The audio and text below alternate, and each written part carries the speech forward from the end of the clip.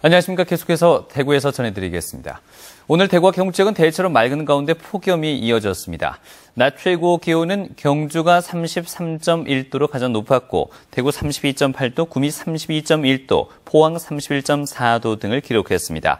주말인 내일은 흐린 가운데 기온이 다소 떨어져 낮 기온이 대구 27도 등 24도에서 28도의 분포를 보이겠습니다. 아침부터 낮 사이 일부 지역에 강수량을 기록하지 않을 정도의 적은 양의 비가 산발적으로 내리기도 하겠습니다.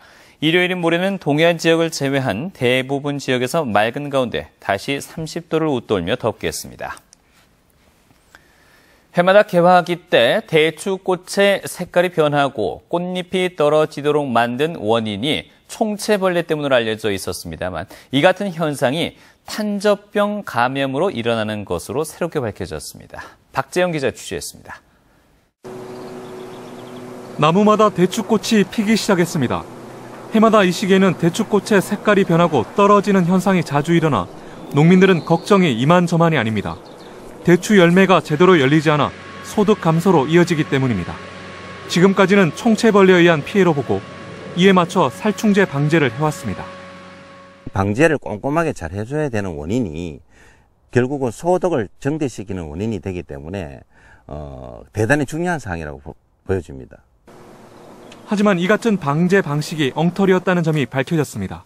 경북농업기술원의 정밀조사 결과 대추꽃 갈변과 낙화 현상이 탄저병 감염 탓에 생긴 것으로 확인됐습니다.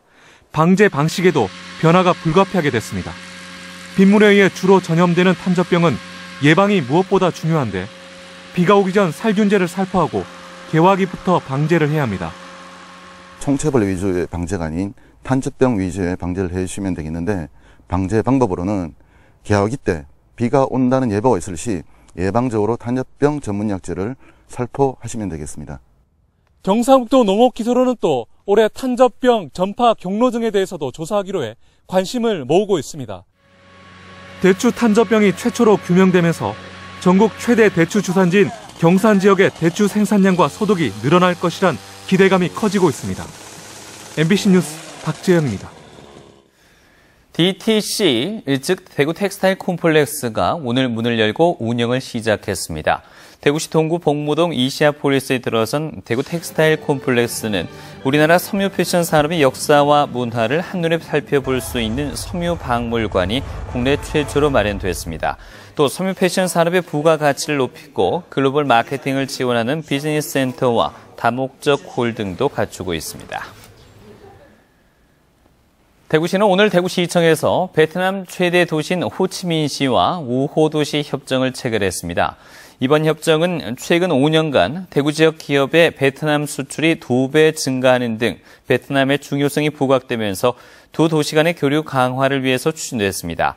베트남은 이번 협정 체결을 위해 호치민시 당서기와 부시장 등 65명의 방문단을 꾸려 대구시를 찾았는데 협정 체결에 이어서 지역 기업들과 비즈니스 상담도 벌였습니다. 새누리당 지역구 의원들이 간담회를 갖고 이한구 의원의 사퇴로 공석이 된 대구 수성갑 당협위원장을 다음 달 초에 공모하기로 했습니다. 당협위원장 공모는 중앙당의 서류 심사와 현장 실사, 면접 등을 거치게 되고 7월 초에 최종 결정될 전망입니다. 현재 수성갑 당협위원장의 도전 의사를 밝힌 후보는 새누리당 비례대표 강은희 의원과 정순천 대구시의회 부의장, 이덕영 전문의 임재화 변호사 등입니다. 본 적도 만난 적도 없는 낯선 사람이 내 자녀 또는 내 형제 자매로 가족관계 증명서에 올라있다면 기분이 어떨까요? 행정기관의 전산 입력 잘못으로 벌어진 일인데 이 일로 자녀들은 70이 넘은 할머니를 오해했고 또 할머니는 충격을 받아 쓰러졌습니다. 정윤호 기자가 보도합니다.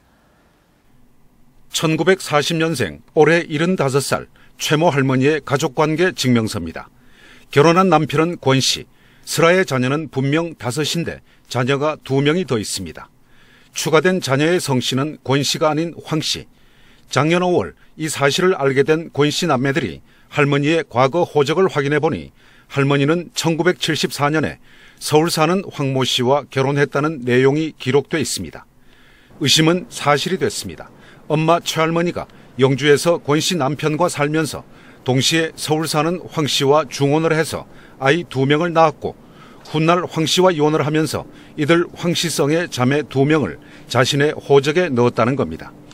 자녀들은 할머니의 불륜을 의심했고 할머니는 충격으로 쓰러졌습니다. 한 가정 파탄을 시킨 것과 마찬가지인데 장인어른이 돌아가실 천만당해서 살아계셨으면 충치파탄 났어요. 다행스럽게도 서울 사는 황 씨와 결혼한 사람은 할머니와 동명이인이라는 사실이 확인되면서 오해도 풀어졌지만 상처는 깊고 컸습니다. 권 씨 남매들이 화가 난 것은 행정기관의 기막힌 업무 처리. 황 씨 아이들의 출생 연도는 70년과 73년. 그런데 그 해에는 권 씨 아이들도 태어났습니다. 가족관계 기록부로 보면 할머니는 70년 1월에는 황 씨 아이를, 같은 해 8월에는 권 씨 아이를 낳았고 73년에도 황 씨와 권 씨 아이를 11개월 차이로 낳았다고 돼 있습니다. 8개월과 11개월 사이에 어떻게 다른 사람의 아이 2명을 낳을 수 있는지 누가 봐도 불가능한 상황이 버젓이 가족관계부에 기재되어 있는 겁니다. 그 소송에서 밝혀지기 전까지는 상당히 좀 시간이 소요됩니다. 그 과정에서 그 관계인들이 받는 정신적 고통도 상당하죠. 권 씨 남매들은 결국 이 모든 것이 행정기관의 업무 처리 잘못에서 비롯됐다고 보고 정부를 상대로 8천만 원의 손해배상을 청구했습니다. MBC 뉴스 정윤호입니다.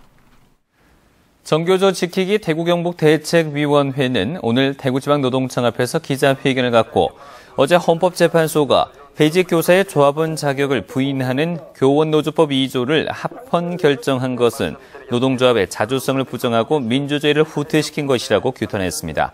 대책위는 국정원이 정교조 불법화를 추진한 공안 기획이 드러났는데도 헌법재판소가 합헌 결정함으로써 사법부 스스로 위상을 떨어뜨렸다며 교원노조법 개정을 위해서 투쟁하겠다고 밝혔습니다.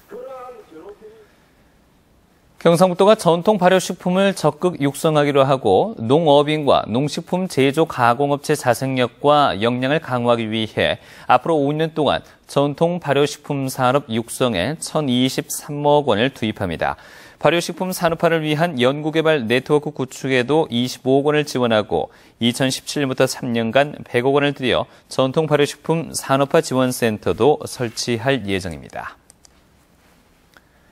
내일 오전 9시 50분에 방송될 시사톡톡은 할아버지 할머니가 손자 손녀를 키우는 황혼 육아가 일반화되는 이유를 알아보고 황혼 육아에 의존할 수밖에 없는 현재 육아 시스템의 문제점을 토론합니다.